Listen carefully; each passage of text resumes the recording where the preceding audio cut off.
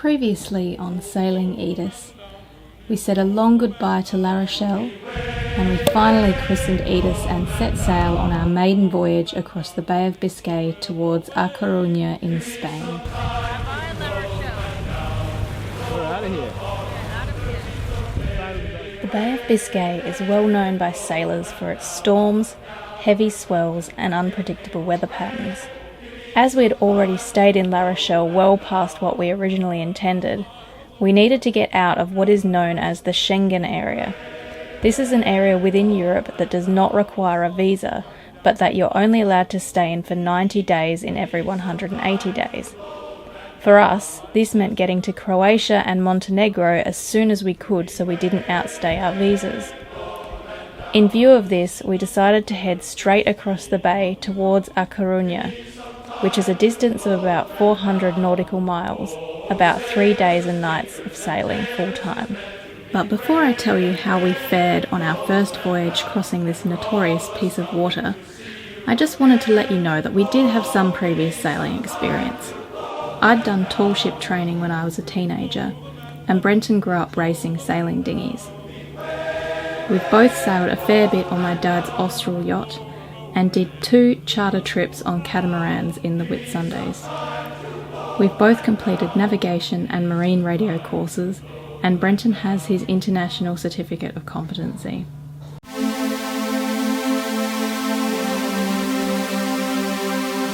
a little bit yucky at the moment because we're heading straight into the wind by motor, which 2 hours, not even 2 hours really we've been going. Feels like we've been going for like a day already. Yeah, 4 o'clock, day 1, another 6 hours of sunlight. How you feeling? Pumped. Feeling good? Pumped to get to the Bay of Biscay. See what I reckon it's not going to be much different to this because we're open to the bay. Yeah. It's westerly. It's been westerly for the last few days, so Now see how it goes. why should it be any more rough? Famous last words, Brenton. You shouldn't be saying shit like that. Maybe. That's it. I didn't even plan this. Yeah, turn around, show me sunnies. Everything is matching except for your bloody PLV. I'm the real deal. And I've even got this gear cranking. I know. Been working on that for years. Yeah. This is day 1 of the Bay of Biscay crossing. This is the first shift work Claire and I are doing together.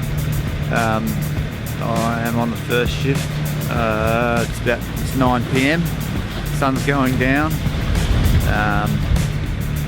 Claire's down below trying to get some rest. Hopefully she's getting some sleep. She's due back up at midnight, where I get to have 4 hours of rest.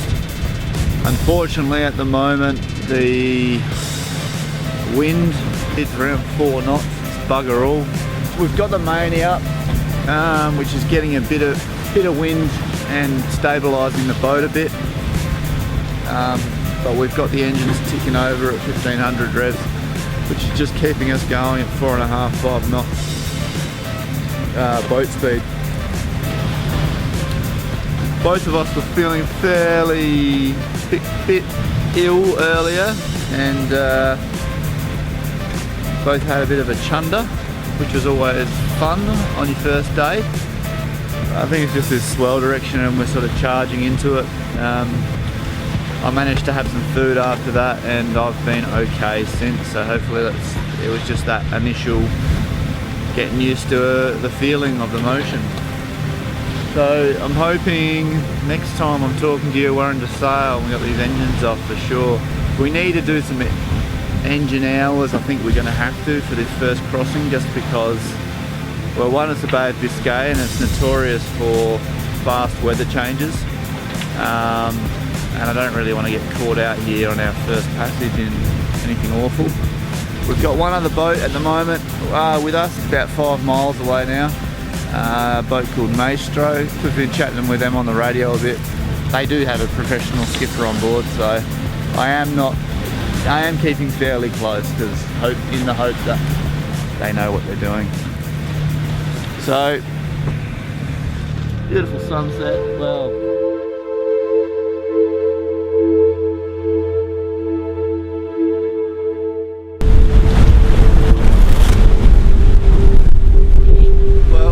this is sunrise. Day 2. It is freezing cold, but a pretty interesting evening, night. Nothing serious on the weather front or anything, but just the first night of the shift. My first shift was okay. Thankfully I got up. I don't think she did too well out here. Seasickness again. We've cracked off about 80 nautical miles in the last 12 hours, 13 hours. It's been a bit of fun. Avoiding fishing boats. With the biggest bit of news is that we are actually properly sailing now. About 15 knots of wind, doing about 7 knots on the GPS. So stoked to be sailing. We've made the decision to alter course. The main reason is that Claire's been quite unwell on this trip. The sea state's ugly, and she hasn't been able to keep any food in her or drink, so I think it's best that we alter course to our sort of bolt hole that we had for weather conditions, which is a place called PIgeon. It cuts off about a full day actually, probably, of time. Have to get through another night. She's in bed now sleeping, so it's a bit ugly, you can see behind me. We're tracking along though, we're cruising along pretty good speeds. The depth of water didn't seem to make a difference. We're in greater than 1,000 metres of water now. So anyway, we'll head to PIgeon and hopefully regroup and get to Akaruna in a few days' time.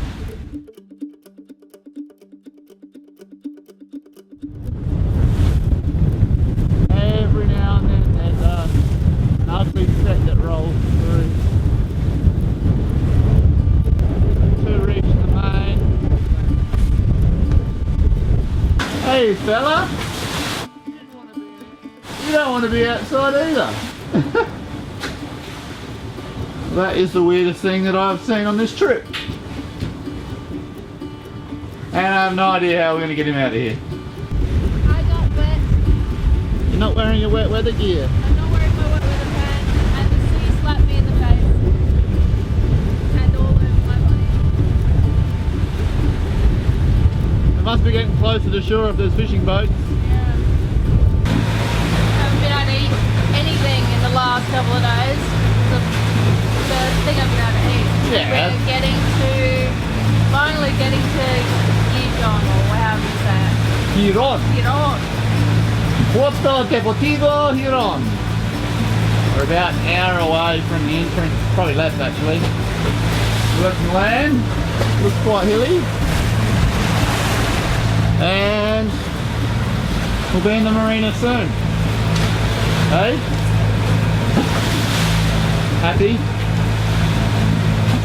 Red nose? Yeah, I got burnt. Sure, I have. It's on our first passage, just the two of us. We left 2 days ago, so we're talking 46.5 hour trip. Yeah, I had to hand steer most of it. Ah, yeah, because of the rough weather. Well, we are in pain. In Espanol.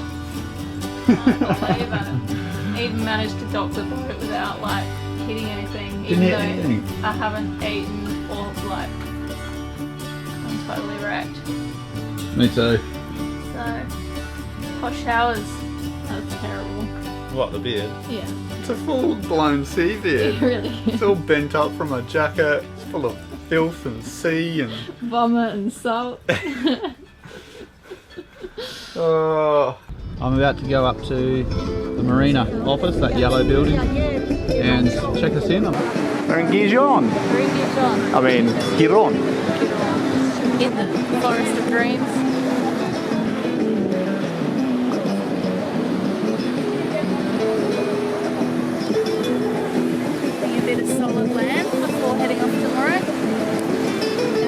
Yeah, low tide, it was sandy. Yeah. It's not used to having such big tides in Australia. No.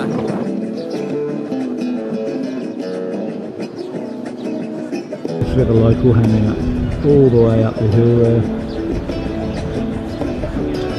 all the way down to the water. And all these guys are drinking the local cider, Sidra. And it's a natural cider, and they've got quite a unique pouring style where they hold it up high above their heads and the glass down low and pour about a third of a glass, attempting to get it in the glass, which they then proceed to scull.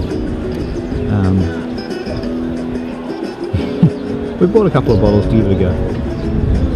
That's Aedis down there.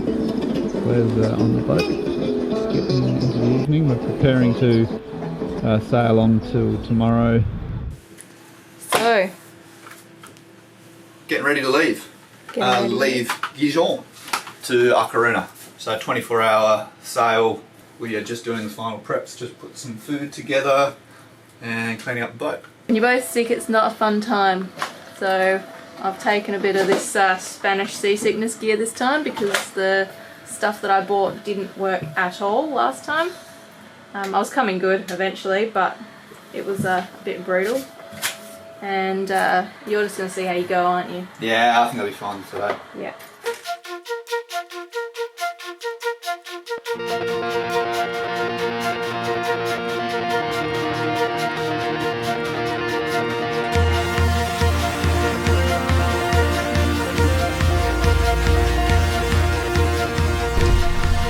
Hello! We are on our way. Just cooked up some 2-minute noodles and veggies, and we've just had a nice hot bowl of sort of noodle soup. And Claire's helming at the moment, and we go to Schoemaker to it. How you going? Just Yeah. ate some lunch. Lunch is staying down today. Staying in my belly so far. Feeling good. Yeah. Really good. What's the Beautiful. conditions? We are just sitting at like 5 to 6 knots, and the true wind speed is about 17 knots. We're still trying to decide if we're going, you know, how fast we should be going, what's normal for this boat, and if we should be, you know, taking out some of the jib or something. I mean, we're just banging it at the moment. It's supposed to be a fast boat, but we've been getting some surfs with in excess of 13, 14 knots even. Claire said she had one at 15, so that's pretty fast. I mean, the main concern is that we don't outpace the waves and surf into the wave in front of us, but seems to only be every 15 or 20 minutes we have one like that, and it's not never getting that close. So I think we'll keep with it at the moment, but maybe reduce the jib if the wind continues for the night time. Claire's still at the helm, doing well today, no seasickness at all for either of us, so just I think we're already getting quite used to the conditions. It's a lot nicer than the crossing the bay anyway. I'm going to have a little lie down for an hour, and then I'll get up, make some food, and then Claire's going to have a rest. So here's the conditions. This is my little bed at the moment. Sleep here, have a rest. We're cranking though, so we've got another 3 or 4 hours of daylight, and then get through this night, and hopefully we're deep into the bay by morning. So yeah, just let you know. Bridge and I both found with the stuff you put behind your ears that we had on the Bay of Biscay crossing, we were just like seeing things. I thought it was just because I was really tired, but now I'm thinking it was actually the drugs, because this time is very different. But I was totally convinced there was a guy like standing on the boat behind me, like not in a scary way. It was unreal. I couldn't keep my eyes open, like seeing double and stuff.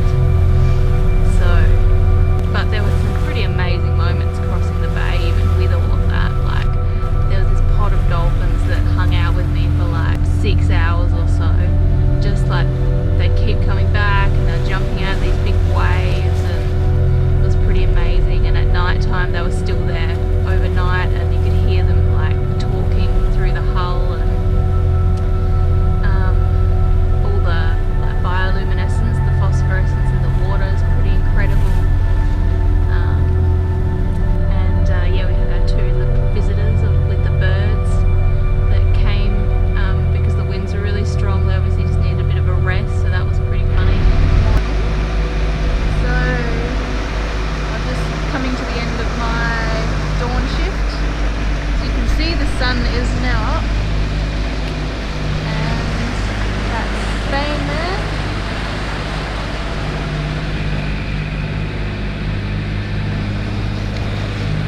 Oh, you can't see it, but there's also a big cargo. There's been just big cargo ships going all and up and down this coast. So that's what I've been avoiding for the last 3 hours. Luckily it's warmed up a bit with the sun coming up. It was absolutely freezing and foggy when I first got up to come on shift. It was like this thick fog, couldn't see anything really, and it's now lifted. Really nice. Hopefully we can sail. Just filling in the logbook. It's about 10 AM. So I did the shift from the dawn shift. It was pretty uneventful. I had this full hour where just like it was all foggy, so I couldn't really see much. All quiet, nothing going on. Literally for a whole hour, nothing happened except that at one stage, at about 6:45, just before sunrise, the radio switched on and a guy just like whistled a little tune into the radio. This is on the like emergency channel that everybody monitors. So that was pretty funny. That made my hour. And then just after the sun came up, we got a visit from a bee and a moth, which I take to see as a good sign. I don't know why they were so far away from land, but they chose to come and hang out with me for a bit. So yeah. Oh, and no dolphins this time. However, I don't know. I still reckon there's some dude that hangs out with me on my night shifts. Like, just hangs out there. I always just feel like someone just over my shoulder. It's really weird. And yeah, there's something about like the way the boat sounds when you're just sailing. It always sounds like there's just someone talking under the wind, or that you can just not hear. It's really weird.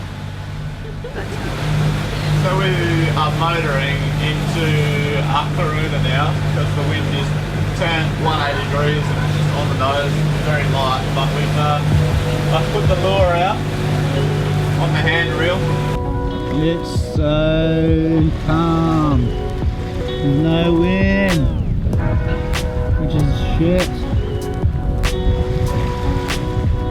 I don't like motoring on a sail. I put the Schoemaker up this morning because I thought it's going to be light winds, but we tried to fly it and it's actually, it won't even fill the Schoemaker. It's like 3.5 knots, so yes, sad. So adding some motor hours on. Got to get into Karuna today for the engine service, which is supposed to be at 4 PM. It's 11:30 PM. We've got about 14 nautical miles, so it'll take about 2 or 3 hours to get there.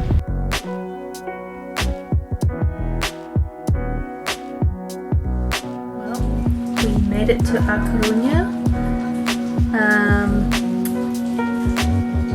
It's very industrial, but we got our engines serviced, so they had done 50 engine hours and needed their service, so we got that done.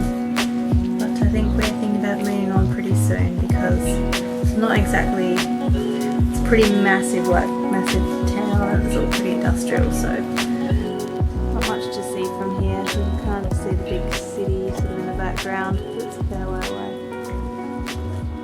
All kind of high rises and stuff, so. Join us next time as we continue our journey south. Alright, and now the back to the barnacles on the handrail. I feel like I'm descending into Davy Jones' locker.